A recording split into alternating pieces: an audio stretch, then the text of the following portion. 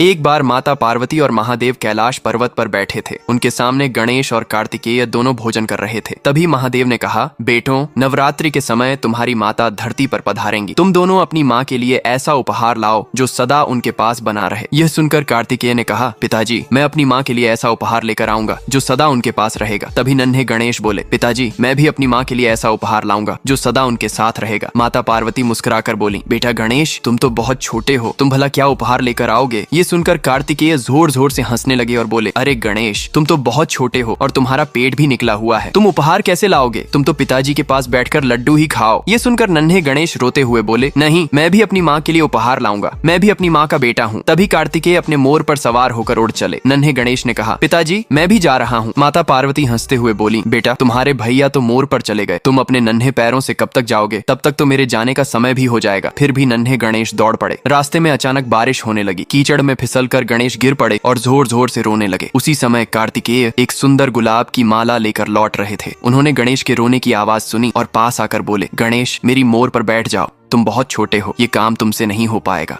नन्हे गणेश गुस्से में बोले, जब तक मैं अपनी माँ के लिए उपहार लेकर नहीं जाऊंगा तब तक घर नहीं आऊंगा। यह सुनकर कार्तिकेय हंसते हुए अपनी माता के पास चले गए। महादेव ने कहा, बेटा, तुम सबसे पहले उपहार लेकर आ गए। कार्तिकेय बोले, पिताजी, गणेश तो कीचड़ में गिर गए थे, मैंने उन्हें लाने की कोशिश की, लेकिन वे बोले कि वे अपनी माँ के लिए उपहार लेकर ही आएंगे। उधर नन्हे गणेश कीचड़ भरे तालाब के पास बैठकर रो रहे थे। तभी वहाँ एक सुंदर कमल का फूल बोला, बेटा, तुम मेरे ऊपर आकर बैठ जाओ, तुम मेरे अपने हो। गणेश बोले, मैं अपनी माँ के लिए उपहार लेने आया था, पर मैं कीचड़ में गिर गया, मैं अपने भैया से हार गया हूँ। कमल ने कहा, बेटा, तुम मत रो, मुझ पर विश्वास रखो, मैं तुम्हें कभी हारने नहीं दूंगा। तुम समुद्र की ओर जाओ, वहाँ तुम्हें सुंदर फूल मिलेंगे, तुम अपनी माँ के लिए ऐसा उपहार बना सकोगे जिससे तुम जीत जाओगे। नन्हे गणेश ने कमल को कीचड़ से बाहर निकाला और अपने नन्हे हाथों में थाम लिया। कमल रोते हुए बोला, बेटा, हम तो कीचड़ में खिलने वाले फूल हैं। गणेश बोले, तुमने मुझे उपाय बताया है, तो क्यों ना मैं तुम्हें ही अपनी माँ के पास ले चलूं। यह कहकर गणेश कमल का फूल लेकर माता पिता के पास पहुंच गए। कार्तिकेय ने कहा, अरे, यह तो कीचड़ से कमल का फूल लेकर आया है। यह कहकर वे जोर जोर से हंसने लगे। तभी माता पार्वती बोली, बेटा, मैं इस कीचड़ में खिले कमल को सदा अपने हाथों में रखूंगी, मैं इस फूल से कभी अलग नहीं रहूंगी। महादेव बोले, हाँ देवी, यह कमल तुम्हारे हाथों में और भी सुंदर लग रहा है। कार्तिकेय बोले, पिताजी, मैं भी कांटों के बीच से गुलाब लाया हूँ, मैंने भी बहुत मेहनत की है, जीत मेरी होनी चाहिए। माता पार्वती बोली, नहीं बेटे, गणेश ने कीचड़ से निकलकर कमल को मेरी भेंट बनाया है, इस कमल को मैं सदा अपने हाथों में रखूंगी। इस खेल में गणेश ही विजयी हुआ है। ये सुनकर माता पार्वती, महादेव, गणेश और कार्तिकेय सभी जोर जोर से हंसने लगे। फिर भी गणेश रो रहा है क्योंकि कोई ने लाइक और कमेंट नहीं किया है।